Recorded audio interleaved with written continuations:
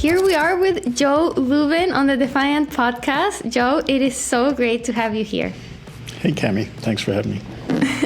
Of course. Not that Joe needs any introduction, but he is co-founder of Ethereum and also of Consensys, a major part of Ethereum infrastructure and the maker of MetaMask and other big Ethereum-related products.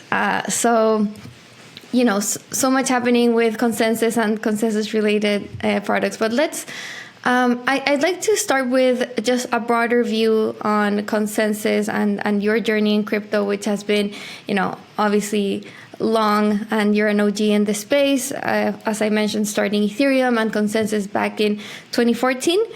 End of 2014, early 2015. Right. So obviously, the Consensys has changed a lot in that time, grown. What would you say has been the main change in the role of Consensys as part of Ethereum and like the blockchain industry more broadly? So Consensys has been different companies over the years, and I say that in a couple of senses. One, there are currently two companies that hold the name Consensys. One is the original mothership company, Consensys Mesh, and one is Consensys Software, a roll-up of a bunch of projects that spun out of Consensys Mesh, and that includes MetaMask and Infura and a bunch of other projects.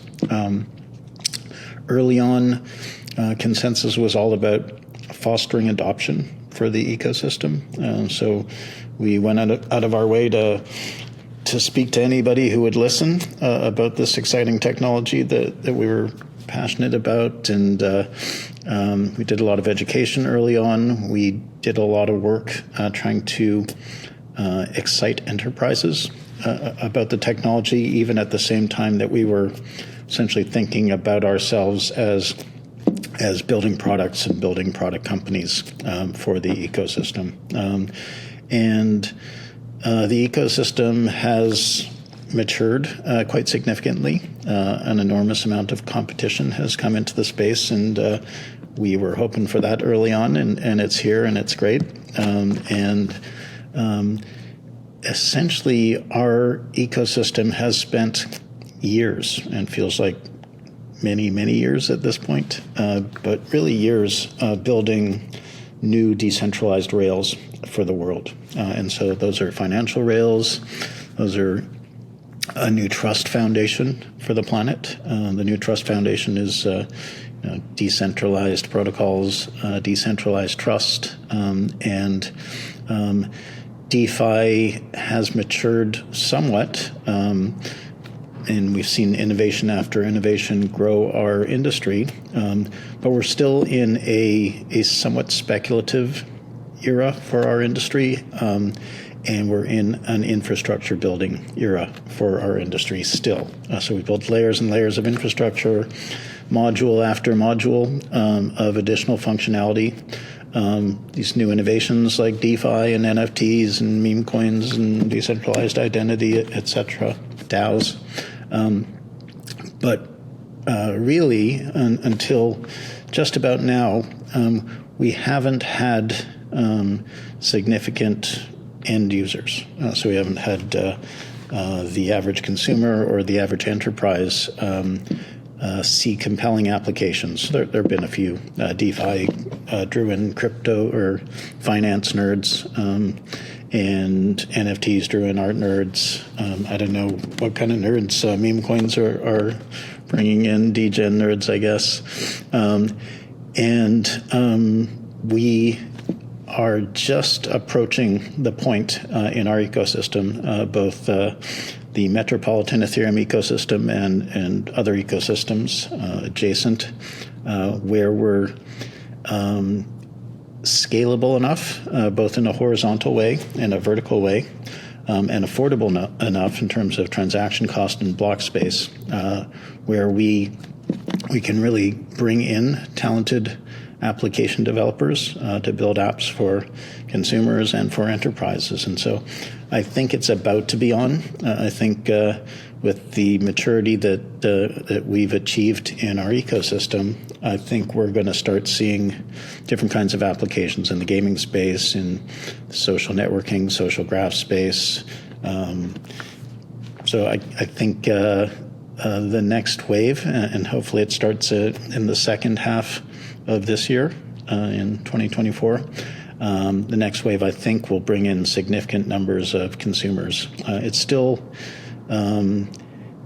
a little bit difficult for many enterprises to consider doing business on Ethereum, essentially, because Ethereum sits under this cloud of regulatory uncertainty, essentially because the United States government either wants to slow us down or kill us or co-opt us in certain ways.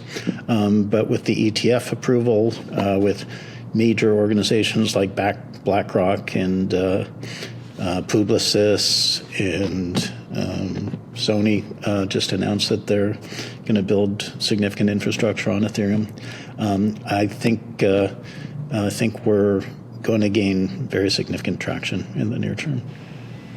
So coming back to what that means for consensus, so you were saying it's been the time to build a lot of blockchain infrastructure, and that's what Consensys has done with MetaMask, Infura, Linea Layer 2, and so on. So you're saying that now is the time where Ethereum and its scaling networks are actually able to scale to applications. So for Consensys, does that mean that you will now be building out on the application layer?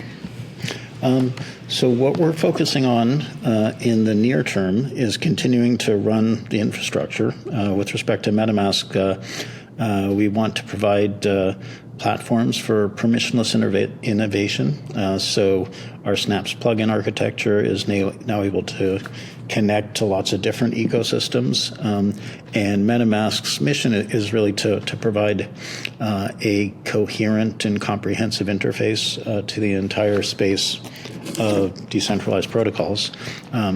Projects like Linea and projects like our decentralized infrastructure network, which is the evolution of Infura, are focused on essentially growing more capacity. So Linea is a layer 2 ZK EVM blockchain, and it is a technology. So we anticipate that not only will we build a very vibrant ecosystem on Linea Mainnet, which will be essentially Consensys's home network, but we're in discussions with various other exciting projects to either build on Linea Mainnet or to use the technology to establish their own layer 2s. So that is about infrastructure also. There are primitives that we're working on, things around social networks, things around attestations. So by providing primitives, I'm really excited about our delegation framework, which is going to, I think, seriously advance the nature of smart contract programming. So it's primitives like that we are providing to developers so that they can build out the application layer of our ecosystem.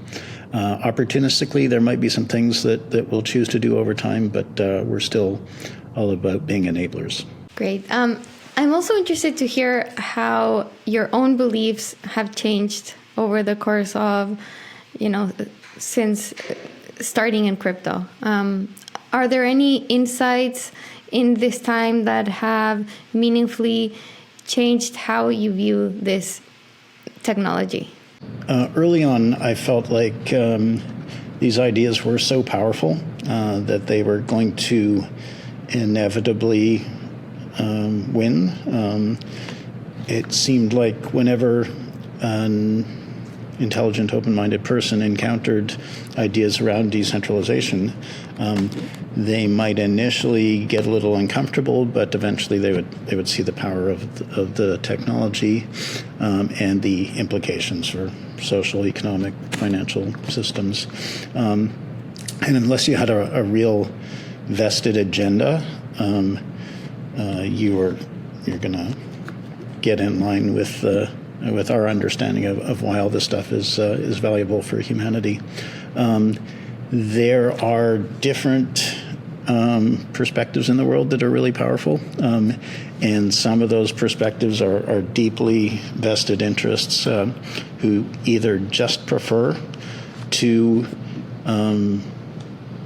win a rigged game, top-down centralized control rigged game where a small number of people set the rules and enforce the rules effectively to the benefit of that fairly small number of people.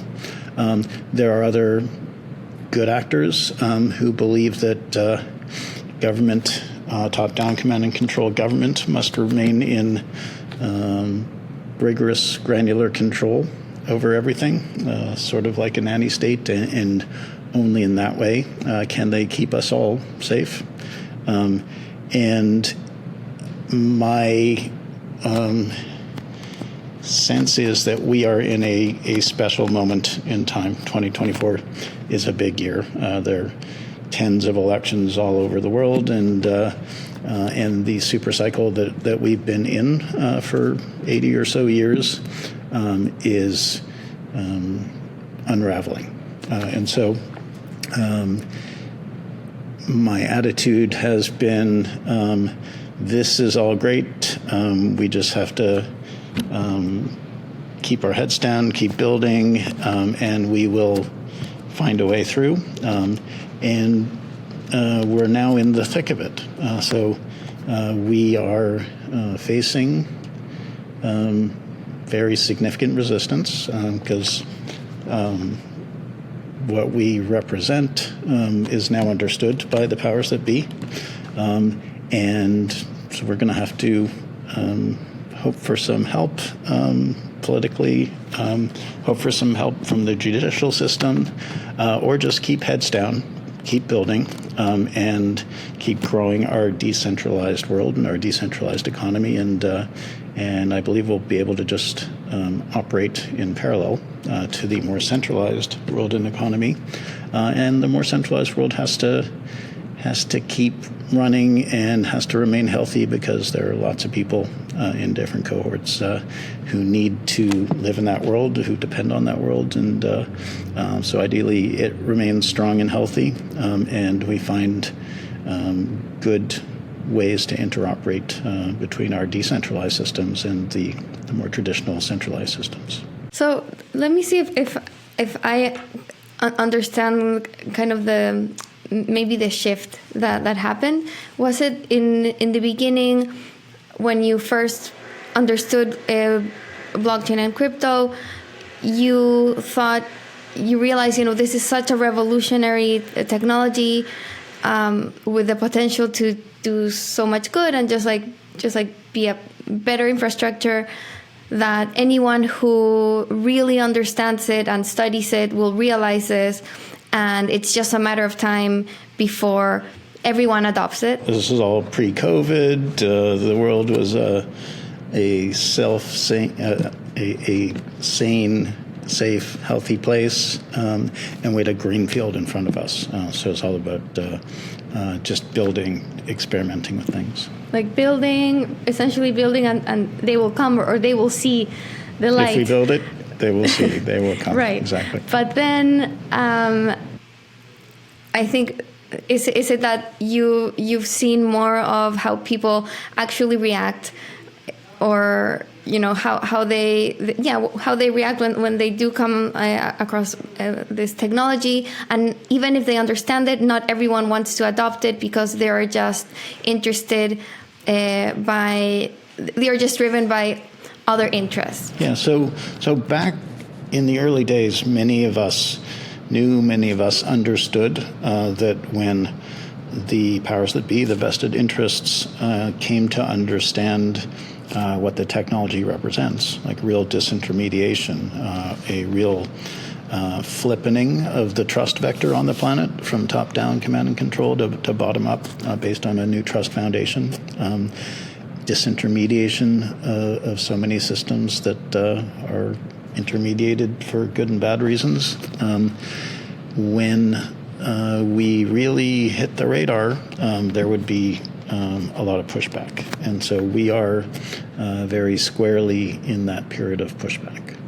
So what's the opportunity here? Because you mentioned 2024 is a key year.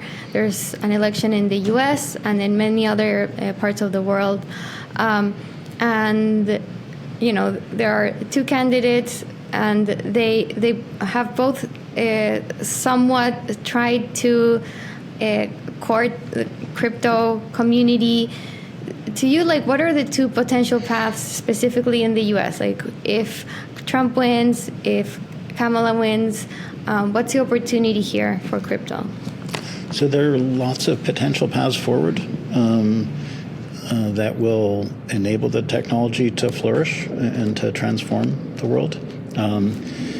I'm Canadian and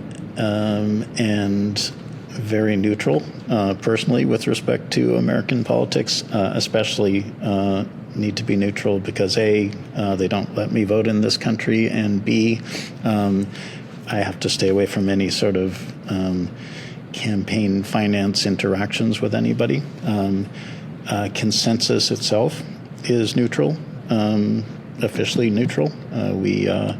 If there is a progressively, radically decentralization party, we would be members of that, but there isn't one yet.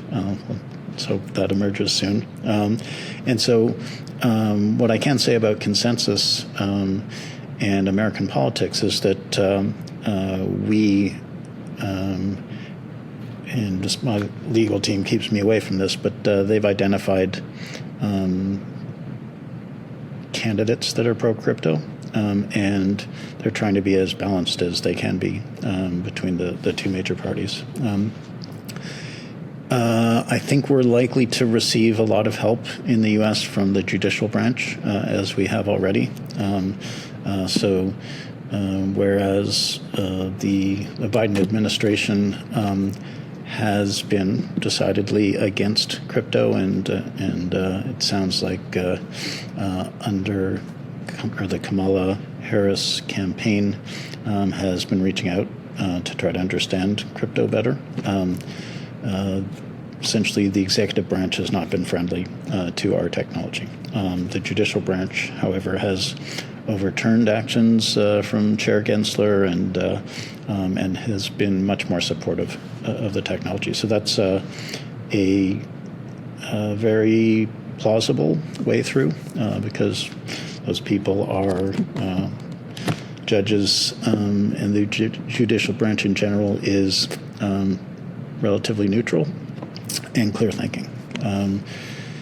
And as I said before, as long as we continue to operate according to the laws of the U.S. and other nation states, and with rigorous decentralization built into our systems, it's pretty unstoppable unless you try to unplug the internet.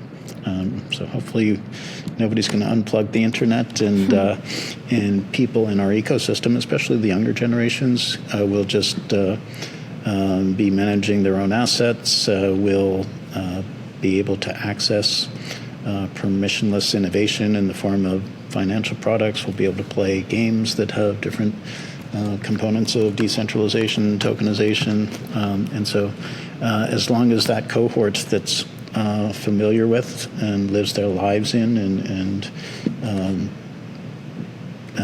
conducts leisure activities in the decentralized technology space, eventually it will grow probably larger than the traditional space. So the path through is just keep doing it.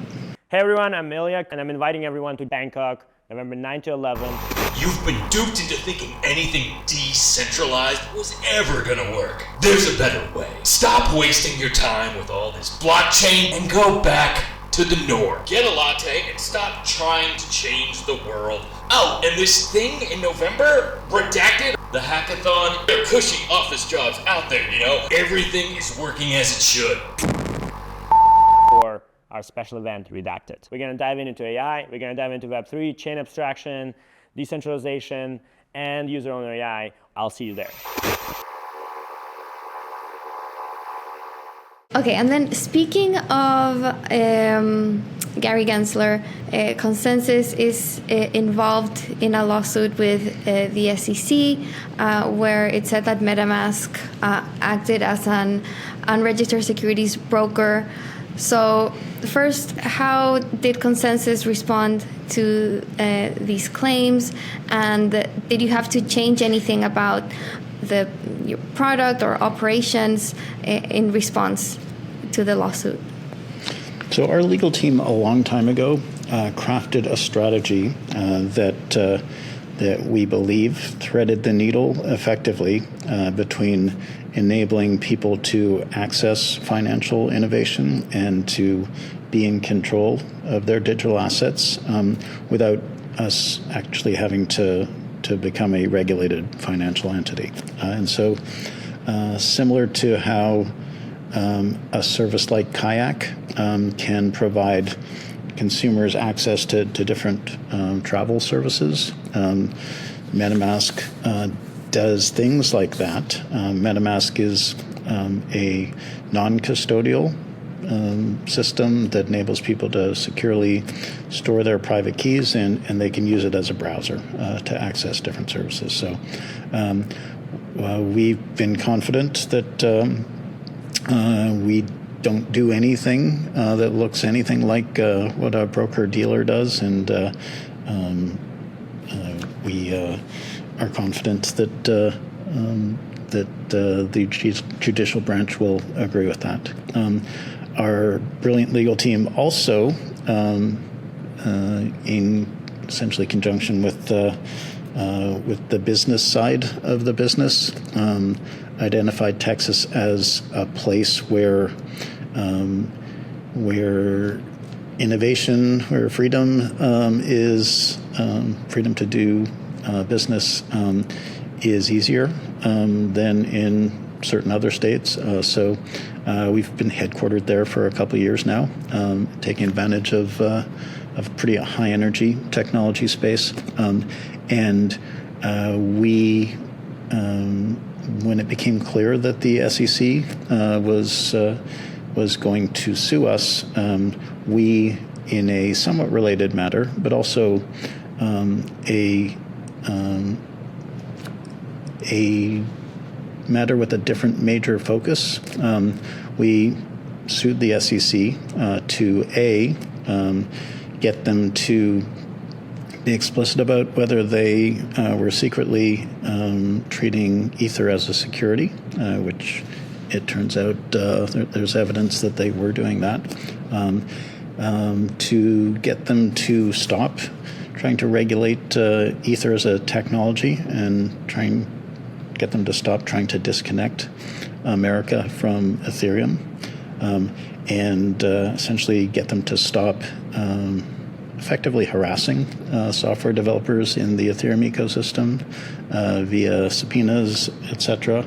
In their attempt to slow Ethereum. So I think we put enough pressure on them so that they've backed off on investigating Ethereum too, and we'll let the court decide on whether MetaMask, either the software itself or our company, has to register itself as a broker-dealer. I don't know how a piece of software registers itself as a broker-dealer, and we'll also have to get the judge to consider whether, because MetaMask is a piece of software that we don't operate, we build it and we publish it, but people operate it for themselves on their own laptops, whether each of those people will have to register as a broker-dealer as well.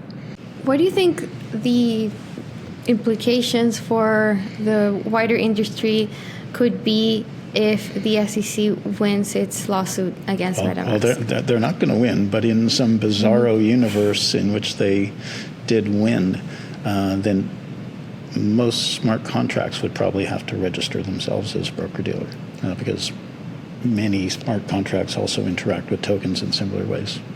Are there any updates on that you can share? Or essentially, the SEC has sued us in Brooklyn subsequently, and I think they're trying to get the case removed or kicked out of Texas. So we're waiting on events there. What's so difficult about this is, like you say, it looks like regulators in the U.S. are trying to treat this completely novel technology and trying to fit it in rules that were made for different types of assets. And so it's trying to kind of force this technology into rules that just aren't made for it.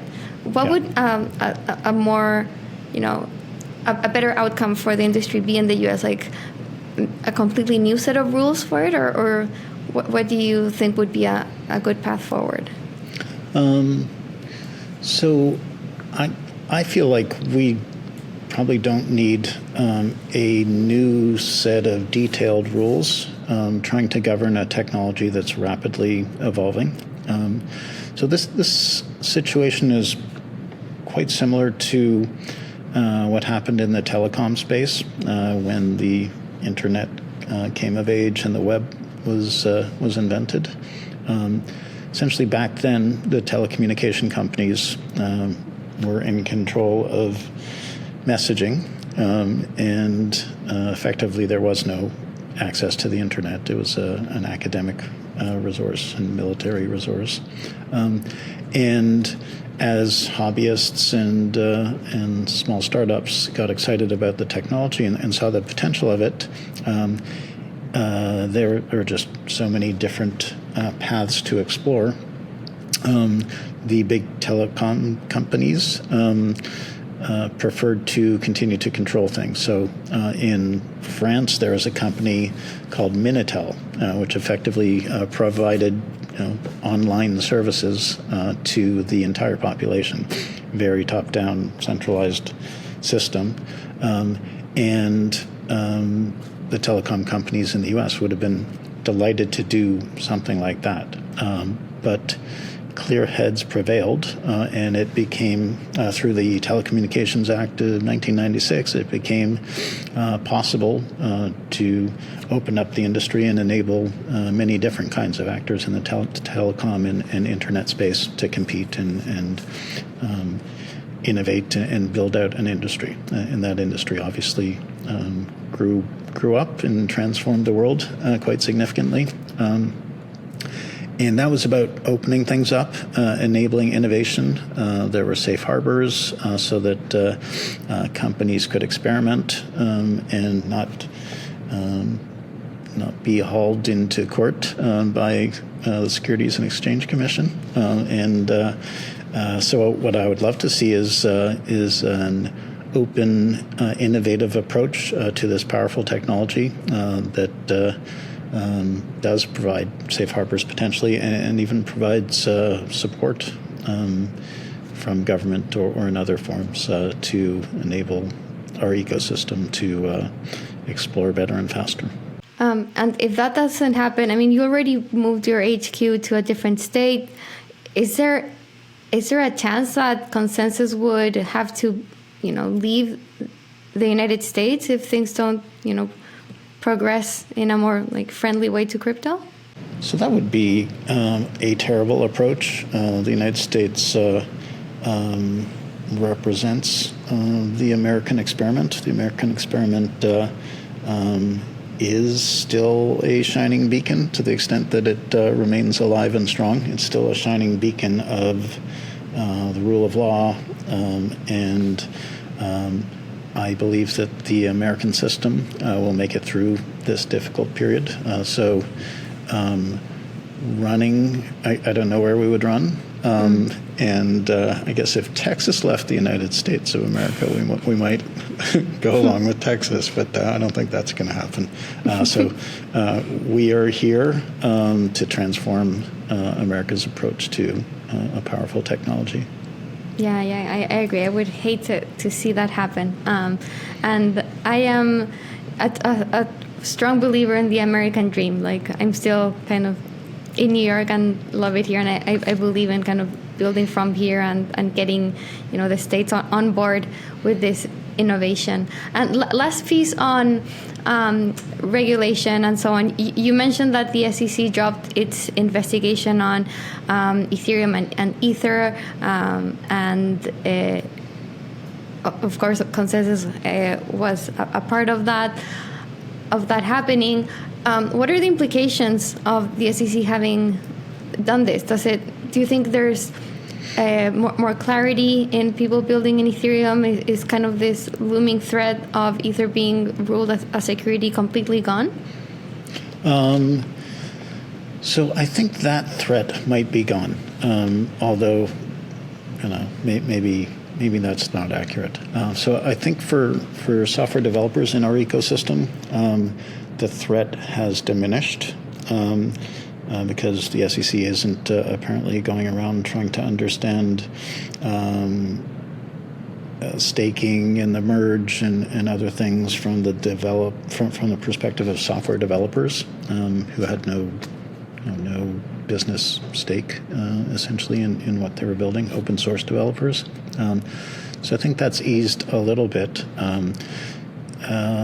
The SEC.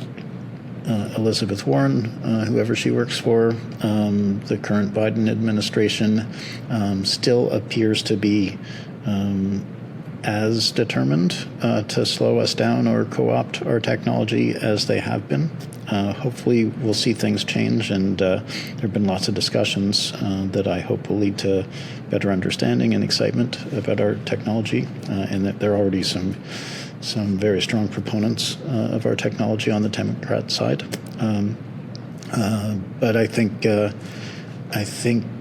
we're potentially still in danger of the SEC doing some sort of weird secret classification of Ether as a security or other tokens that shouldn't be classified as a security. So Prometheum, don't know what to call it, the pet of Chair Gensler, is continuing to try to insinuate that they're treating Ether and some other tokens as securities and providing custody for those tokens, specifically in the context of them being a security. So it's a weird gaslighting that's going on, and it's undoubtedly part of a plan to co-opt the technology, to co-opt or to incorrectly classify various tokens so that they can be pulled fully under the control of the SEC. So it's a bit of a land grab, perhaps, and it's probably a nation state and big bank lobby to continue winning an intermediated and unfair game. Ah, that's horrible. What would need to happen for that threat to fully clear, in your view? I think possibly a change of attitude from the SEC that's very explicit. So there have been proposals to do things like buy Bitcoin for the U.S. Treasury. That would change the attitude. I hope and expect that if Bitcoin is bought for the U.S. Treasury, that the value of Ether as a complementary digital asset would also be recognized. So a wholesale change of attitude towards the industry is possible, and it can happen super fast. Protocol 20 introduces Sorbonne, which is Stellar's cutting-edge smart contracts platform. This creates new surface area for innovation and provides new opportunities for developers to build protocols and products that create access to everyday financial services. So it means a gradual increase in transaction capacity and a chance to fine-tune applications. And it's the most transformative upgrade to the Stellar network to date. Woohoo! Great. Okay, and then now just going back to talking about Consensys and its products. I'd love to get a sense of strategically where all these different products that you're developing fit, and where the focus will be going forward. I mean, you talked about continuing to provide tools for developers to build, and so it sounds like you will, continue maintaining all this infrastructure. But I'm wondering, you've built out so much, like MetaMask,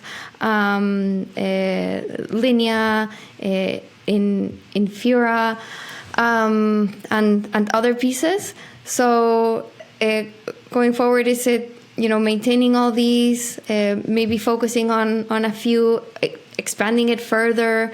Like if you can go through kind of Sure. where all these products are going and how they fit. Yeah, so we'll continue to expand on what we've been doing for a long time. We'll continue to build infrastructure. We will continue to contribute heavily to the Ethereum protocol. We have a group inside of Consensys that builds Ethereum clients. We have another group that does R&D applied directly to ensuring that the protocol and the clients are working well. We have a group, or special mechanisms group, that is working to further the definition of the Ethereum protocol. And so some of that is focused on beefing up Mainnet, layer 1. A lot of the work that we do, the R&D work that we do, is focused on enabling Linea to become highly performant and to evolve into a broadly used technology. So we've also been on a path to progressive decentralization. So Linea is very actively working to decentralize itself.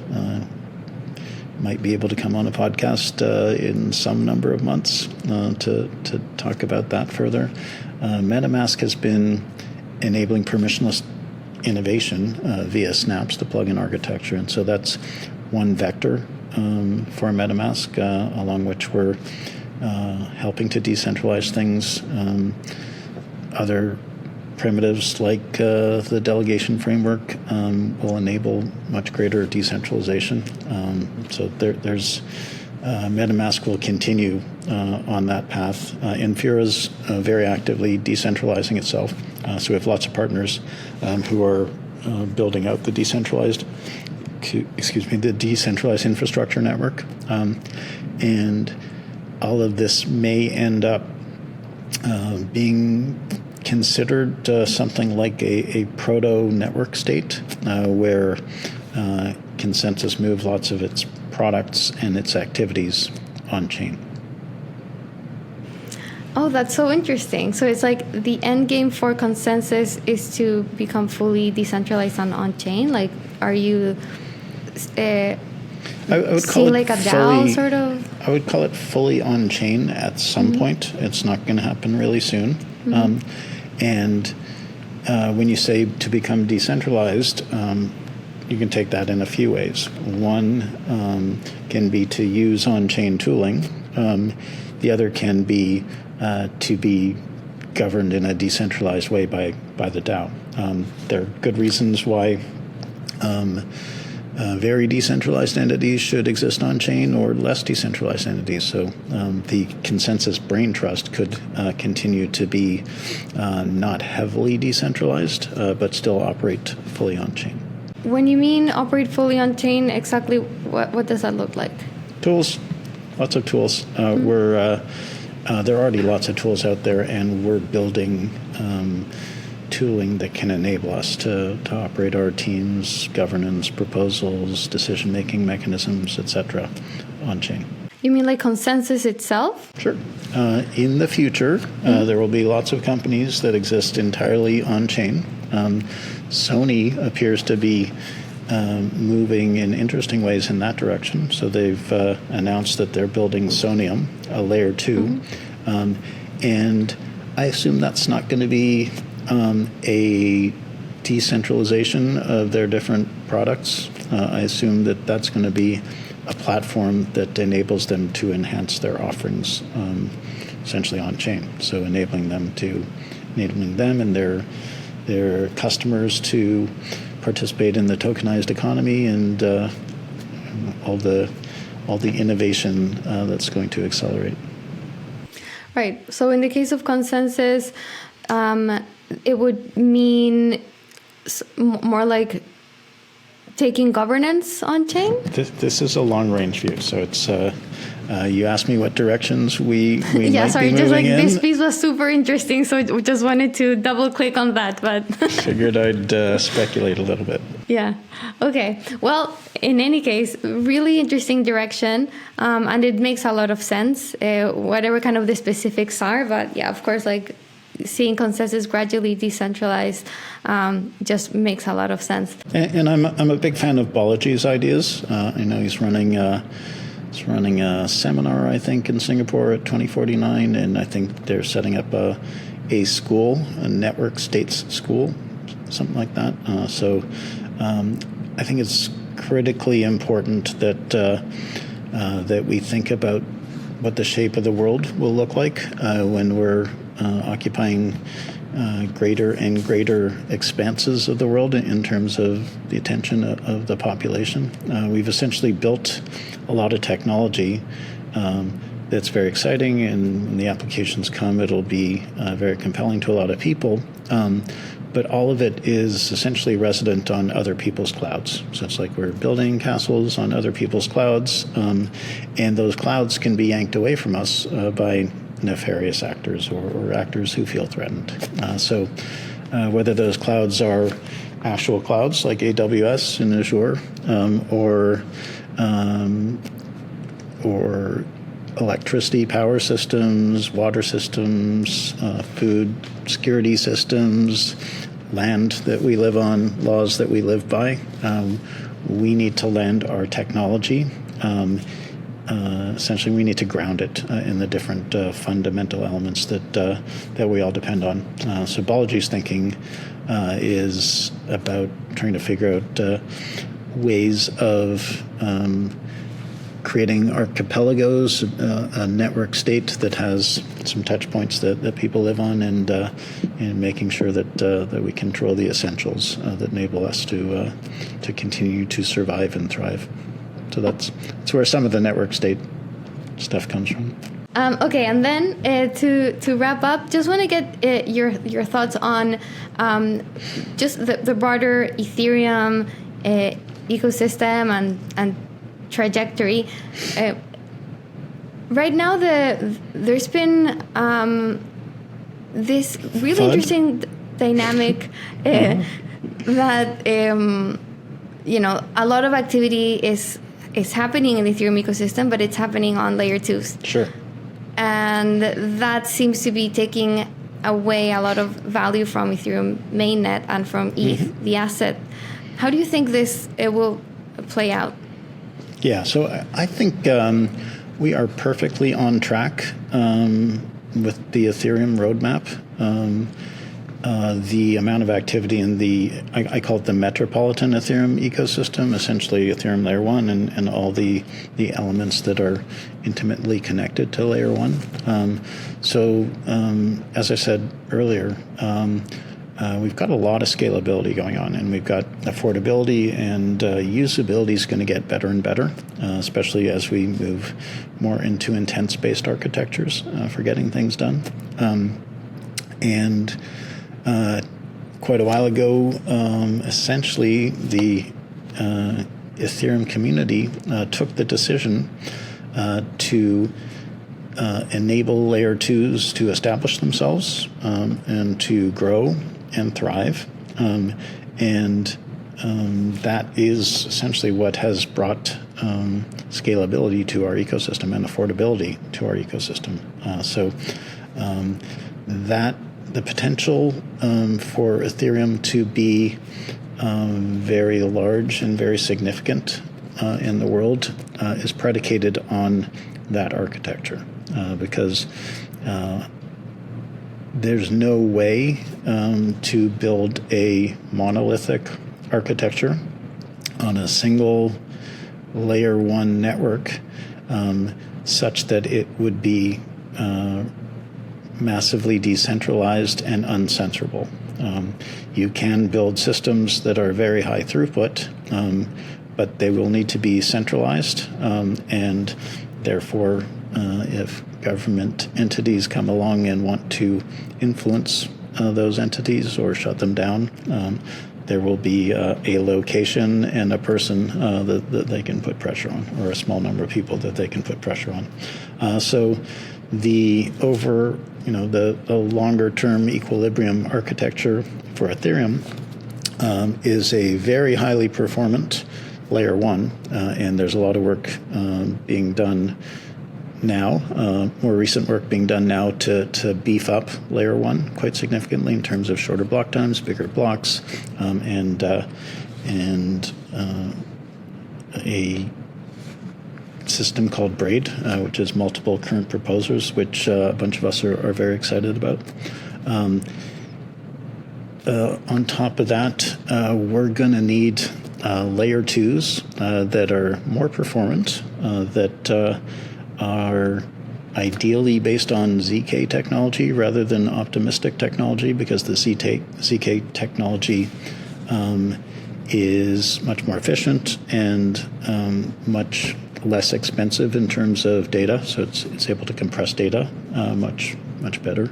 And then you can have systems that are potentially governed by the layer 2 systems. You can have systems that are that have very significant centralized components, modular components. So projects like Mega ETH that have a super beefy sequencer technology.